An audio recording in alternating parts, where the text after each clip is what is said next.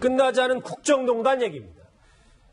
장시호 증인 우병우 전 수석 아십니까? 저희가 한번 각색을 이렇게 해봤는데 오늘 국정농단 재판 하이라이트는 이 두 사람 장시호 씨와 우병우 전 수석의 어색한 만남이 아닐까 싶습니다. 영상으로 준비했습니다. 같이 보시죠. 자, 장시호 증인 마스크 내리세요. 왜 마스크 우병우 증인 답변 자세 태도 그렇게 계속 불량하게 하실 겁니까? 정말 그렇게 똑바로 안 하실 겁니까? 네, 바로 앉아 있습니다, 위원장님.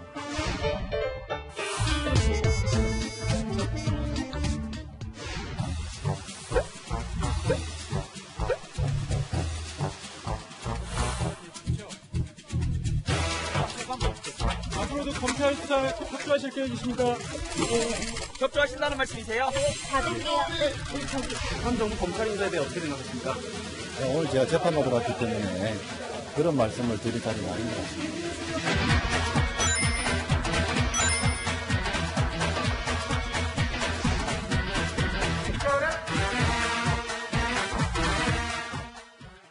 장시호 씨와 우병우 전 수석의 만남. 뭔가 바로 딱 어떤 사람, 이 두 사람의 연결고리가 뭐가 있지 생각이 잘 안 드실 텐데 일단 오늘 우병우 전 수석이 재판에 출석하는 모습부터 같이 보실게요.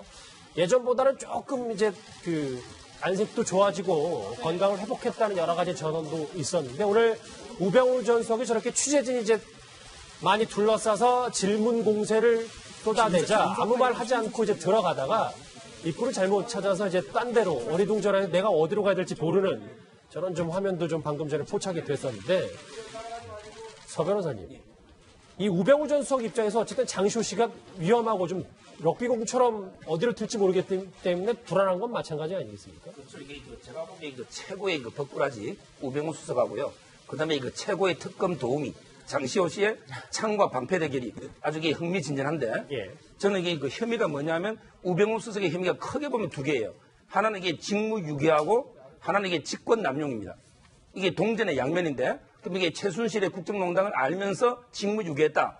이 부분에서 이게 장시호 씨가 정의를 하는데 특히 이게 최순실이가 경찰청장이든 또 이게 우리은행장이든 또 이게 KTNG 사장이든 이런 이제 민정수석실을 통해서 인사 개입하는 걸 사진을 촬영했다가 그게 동계 영대 스포센터 직원의 컴퓨터에서 압수가 됐거든요. 예. 그래서 이게 아마 그런 부분들을 만약에 장시호 씨가 정언하면 바로 이게 우병우가 최순실의 국정농단을 알고도 직무유기했다는 이런 부분에 유력한 증거가 되기 때문에 아주 흥미진진하게 오늘 보입니다. 네, 이현정님 실제로 이제 앞으로 한 1시간 반쯤 뒤져 내시면 장시호 씨가 모습을 드러낼 텐데 아무래도 우병우 전 수석과 최순실 씨가 알고 지냈다. 두 사람은 아는 사이다. 뭐 이런 증언을 하게 되겠죠. 그러니까 아마 본인도 직접적으로 두 사람이 만나거나 뭐 연락하는 거는 본 적이 없는 것 같아요. 근데 문제는 이제 본인이 봤다고 하는 이제 인사 기록. 그게 이제 민정수석실 앞으로 돼 있었다는 거. 이것 때문에 사실 이제 왜 최순실 씨가 하필이면 경찰청장이나 우리은행장이나 KTNG 사장이나 이런 사람들의 인사 파일을 가지고 있고 또 그거를 앞에 포스트잇으로 해서 사실은 이제 민정수석실에서 있는가. 이걸 왜 갔는지 이 문제에 대해서 의문이 이제 아직까지 있는 것인데 특히 그동안 아시겠지만 최순실 같은 경우는 관세청장 인사에 직접 개입한 정황은 다 확인됐지 않습니까? 예. 자, 그렇다고 한다면 최순실 씨가 광범위하게 인사 개입을 했는데 그 인사 개입이란 결국 우리가 지금 알지만 제일 중요한 게 민정수석실입니다. 그렇죠. 사실. 이 검증을 통과하는 데가 결국 민정수석실 통과해야지만이 임명될 수가 있거든요. 그렇다면 아마 사전에 민정수석실 쪽에 자료를 넣고 검증을 통과시킨 거 아닌가. 예를 들어서 대통령이 다시 지시를 하고 해서 이제 그런 정황들을 보는 것이죠. 그렇기 때문에 아마 오늘 증언에서 장시호 씨가 집에서 봤다라고 하는 정황, 그다음에 증거 이런 것들 좀 더 구체적으로 이야기한다라면 우병우 수석도 이것에 대한 뭔가 좀 대답을 해야 될 겁니다. 장시호 씨가 또 오늘 어떤 말을 할지가 정말 주목이 되는데 사실 우병우 전 수석은 최순실 씨와의 관계에 대해서 그간 줄곧 이렇게 말해왔습니다. 들어보실까요? 최순실은 언제 하셨어요? 최순실 현재도 모릅니다. 현재도 모르신다고요? 예, 언론에서 봤습니다. 아니, 이게 그럼 전부 근거 없는 의혹이라는 얘기입니까? 저는 그렇게 생각합니다. 아까 최순실을 만나신 적이 없다고 네, 하시대요. 한 번도 본 적 없습니다. 한 번도요? 네, 좀 전에 최순실을 모른다고 했습니다. 진짜 모릅니까? 예, 증인이 민정비서관실에서 일하게 한 것이 증인의 장모가 최순실에게 부탁해서 한 거라는 것을 여러 사람이 증언했는데도 모릅니까? 그렇지 않습니다. 오늘도 저런 우병우 전 수석의 톤과 말들이 나올지 저희는 일단 4시쯤에 좀 한번 지켜보도록 하고 우병우 전 수석이 수석으로 있을 때 비서실장이 김기춘 전 실장이었는데 김성원 변호사님. 네. 이 말이 지금까지도 계속 화제가 되고 있습니다. 나한테 사약을 내려달라. 저희가 고지고대로 받아들여야 됩니까? 그러니까 그 본인의 심정을 이렇게 표현한 것 같아요. 그러니까 조선시대 망한 왕조를 비유하면서 망한 왕조의 그 도승지에게 사약을 내리면 뭐 받는 뭐 이런 이제 상황과 비유를 한 거예요. 그랬죠. 도승지면은 뭐 지금의 비서실장격이라고 할 수 있는데요. 그러니까 나한테 이 박근혜 정권이 끝나고 난 다음에 그 책임을 물어서 사약을 내린다면 그 독배를 기꺼이 받겠다. 그 사약을 기꺼이 받겠다. 하지만 나는 아무런 책임이 없다. 이렇게 이제 주장하고 싶어서 이런 비유를 한 것으로 볼 수 있고요. 그 뒤에 이런 말을 덧붙였어요. 뭐라고 했냐면요. 제 소망은 언제가 됐든 옥사 안 하고 밖에 나가서 죽는 것이다. 이게 무슨 뜻이겠습니까? 내가 건강이 상당히 안 좋으니까 나 좀 풀어주십시오. 나 아무 잘못 사실은 없고 블랙리스트 나는 뭐 지시를 내린 적도 없고 본 적도 없으니까 그냥 정치적 책임을 지라고 해서 나보고 지라고 하면 내가 그 부분에 대해서 지는 것은 하겠지만 내가 지금 건강이 대단히 안 좋으니 나를 그냥 보석으로 풀어달라고 하는 얘기를 이렇게 호소했다고 볼 수 있을 것 같아요. 김기춘 전 실장이 어제 법정에서처럼 과거에도 한결같이 이렇게 주장한 바 있습니다. 목소리 한번 듣고 오실까요? 김기춘 증인 당신께서는 죽어서 천당 가기 쉽지 않으실 것 같습니다. 반성 많이 하십시오. 죄송합니다. 대한민국 제가 지금부터 1분 47초를 드릴 테니까 하느님 앞에서 국민 앞에 1분 47초간 얘기를 해보십시오. 저는 대통령을 제대로 보필을 못해가지고 오늘날 이런 사태가 된 데 대해서 참으로 부끄럽고 죄송하게 생각합니다. 그러나 지금 질문하신 것은 제가 그렇게 지시한 것은 아닙니다. 그런 지시를 저는 하지 않았습니다. 예, 뭐 본인을 망한 왕조의 도승지에 비유하는 것도 그렇고 지금 발언의 취지를 살펴보면 정치적 책임은 있으나 법적 책임은 없다. 뭐 이런 주장을 하는 것 같아요. 그렇죠. 이게 아마 김기춘 실장의 전략은요. 뭔가 이게 반정부 인사에 대해서 블랙리스트를 만든 게 아니고 반체제 인사. 이 말 이게 자유민주주의 체제를 부정하는 예술가에게 지원하지 마라. 이 정도 의미이기 때문에 나는 이게 정치적으로는 이게 체제, 반체제 논쟁이 생길 수 있지만 법적으로 이게 직권남용으로 이제 기소가 됐거든요. 법적으로는 이게 전혀 책임이 없다. 아마 이런 주장을 하는 걸로 보이는데 그러나 이게 그 명단을 자세히 보면요. 전부 이게 정부의 비판, 정권의 비판적인 인사들이 대부분 포함되어 있고 또 실제 이게 불이익을 많이 받았어요. 따라서 이게 제가 보기에는 그 전략이 먹힐 것 같지는 않고 이게 법적으로는 상당히 그 법정 최고형은 5년이한데 어느 정도 이게 중형이 좀 내려질 걸로 예상이 됩니다. 어제 그 법정 안에서 사약을 내려달라 이렇게 김기춘 전 실장이 절규를 했기 때문에 김기춘 전 실장을 지지하는 사람들은 울었고 나머지는 많이 비난을 했다고 합니다. 당시 비난했다는 방청객을 저희 채널A가 만나봤습니다. 목소리 한번 들어보실까요? 오늘 김기춘이 재판장에서 하는 모든 얘기는 자신은 지지한 바가 없고 자신 기억나지 않고 알지 못한다고 계속 이런 식으로 자신의 행위들을 부인을 하고 이거는 지원을 배제한다는 거는 단순히 어떤 돈의 문제가 아니라 예술가들에게는 생명과도 가까운 일들인데 그렇게 사람들을 고통스럽게 만들고 그렇게 생명과도 같은 마치 사람과 죽인 것과 다름없는데도 계속 기억나지 않는데 자신이 한 일이 아니다. 억울함을 호소하는 김기춘 전 실장이 정말 못마땅한 저 목소리까지 들었습니다. 어쨌든 사약을 내려달라는 김기춘 전 실장 얘기까지 해봤습니다. 네 번째 주제까지 와봤는데요. 사과문 품고 출석, 빅뱅의 탑입니다. 뼈저리게 후회한다라는 얘기인데 저희 채널A 단독 보도 기억하실 겁니다. 대마초 혐의를 받고 있는 빅뱅의 탑이 오늘 처음으로 입을 열었습니다. 조금 전 법원에 출석했는데 그 모습부터 보시죠. 가장 먼저 이번 일로 저에게 상처받고 실망하신 많은 분들께 진심을 다해 사과드립니다. 제가 너무 어리석었습니다. 지난날에 저는 장시간의 깊은 우울증과 심한 불안장애로 인해 어둠 속에 제 자신을 회피하고자 했던 날이 많았습니다. 그러한 저의 흐트러진 정신 상태가 충동적인 잘못된 행동으로 돌이킬 수 없는 큰 실수로 이루어졌으며 많은 분들께 커다란 실망을 끼쳐드렸습니다. 그리고 마지막으로 저희 어머님께도 정말 죄송합니다. 네, 뭐 보신 대로 지금 써온 저 서가문을 직접 자필로 써왔다고 해요. 또 법정에 들어가서 모든 혐의를 인정했다고 하는데 뭐 전략이겠죠, 일종의? 그렇죠. 이게 아마 제가 보기에 잘못을 다 인정하고 한 게 아직 구형에 반영이 된 것 같아요. 왜냐하면 이게 처음부터 집행유예를 구형하는 경우는 상당히 드문 이례적입니다. 초범인데도요? 예, 옛날에는 이게 당연히 실형 구형하면 이제 판사가 집행유예를 했고요. 요즘은 이게 검찰에서 집행유예를 구형하는 경우도 있긴 한데, 그러나 이게 아주 이례적이고 아마 그래서 형량은 제가 보기에 뭐 당연히 집행유예가 나올 걸로 보이고요. 따라서 이제 그 군대 문제도 원래는 이게 1년 6개월 실형 받으면 강제 전역이 되거든요. 그런데 그건 아니고 지금까지는 이게 복무기한이 중단이 돼 있어요.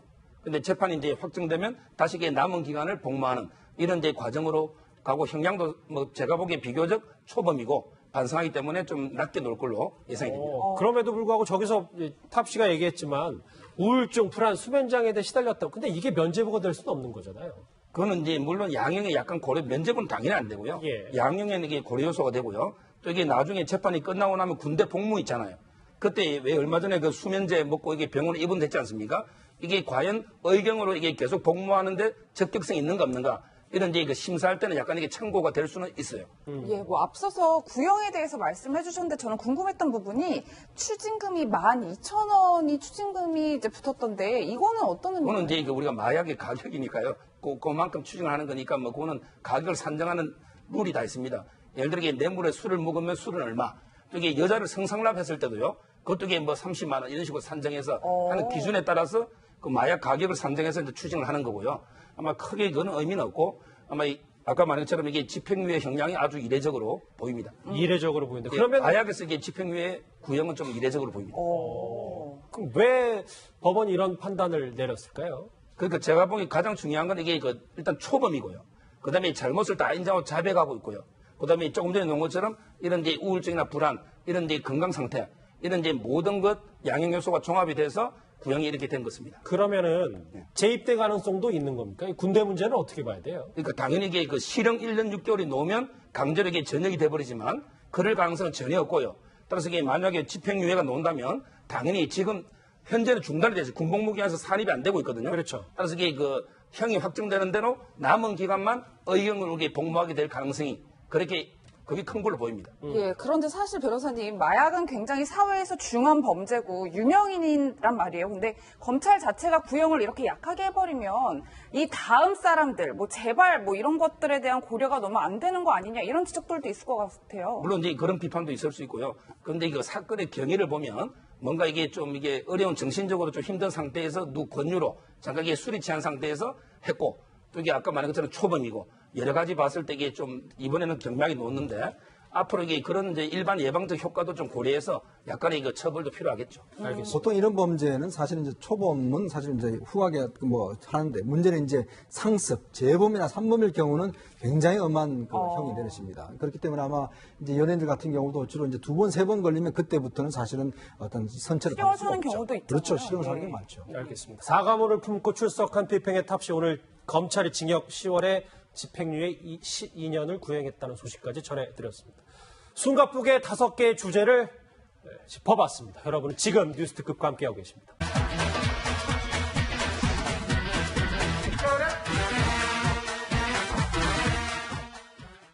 장시호 씨와 우병우 전 수석의 만남. 뭔가 바로 딱 어떤 사람, 이 두 사람의 연결고리가 뭐가 할지 생각이 잘 안 드실 텐데 일단 오늘 우병우 전 수석이 재판에 출석하는 모습부터 같이 보실게요. 예전보다는 조금 이제 안색도 좋아지고 건강을 회복했다는 여러 가지 전언도 있었는데 오늘 우병우 전 수석이 저렇게 취재진이 이제 많이 둘러싸서 질문 공세를 쏟아내자 아무 말 하지 않고 이제 들어가다가 입구를 잘못 찾아서 이제 딴 데로 어리둥절해서 내가 어디로 가야 될지 모르는 저런 좀 화면도 좀 방금 전에 포착이 됐었는데 서 변호사님 이 우병우 전 수석 입장에서 어쨌든 장시호 씨가 위험하고 좀 럭비공처럼 어디로 튈지 모르겠기 때문에 불안한 건 마찬가지 아니겠습니까? 그렇죠. 이게 제가 보기에 최고의 덕꾸라지 우병우 수석하고요. 그다음에 최고의 특검 도우미 장시호 씨의 창과 방패 대결이 아주 이게 흥미진진한데 저는 이게 혐의가 뭐냐면 우병우 수석의 혐의가 크게 보면 2개예요.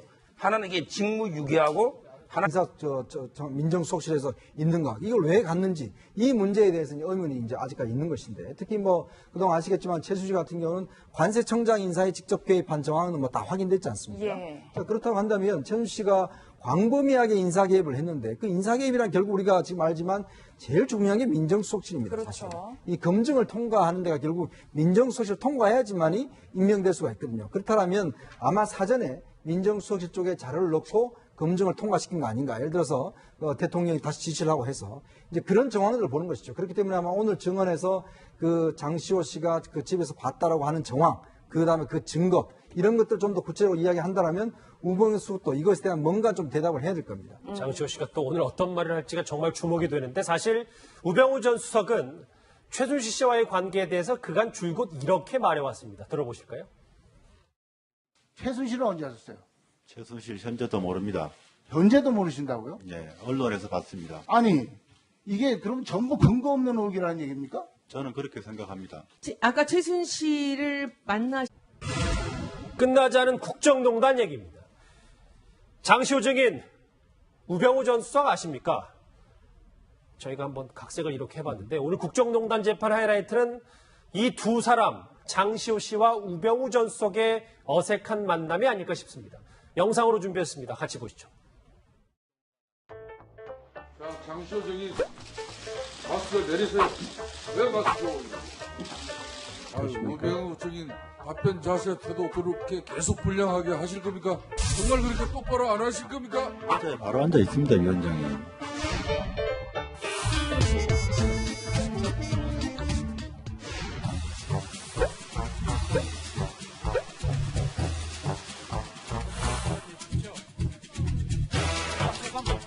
앞으로도 검찰 수사에 협조하실 계획이십니까?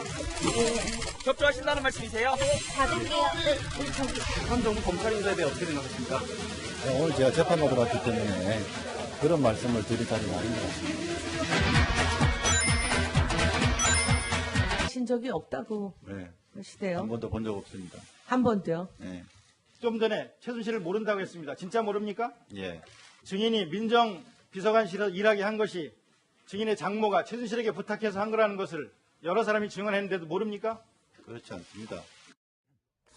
오늘도 저런 우병우 전 수석의 톤과 말들이 나올지 저희는 이따 4시쯤에 좀 한번 지켜보도록 하고, 우병우 전 수석이 수석으로 있을 때 비서실장이 김기춘 전 실장이었는데, 김성원 변호관. 네.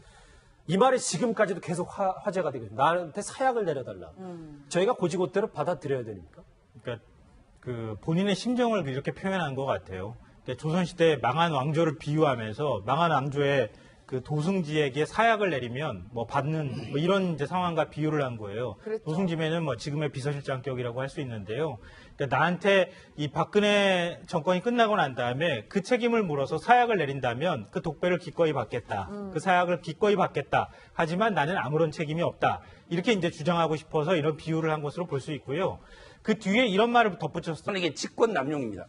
이게 동전의 양면인데, 그럼 이게 최순실의 국정농단을 알면서 직무유기했다.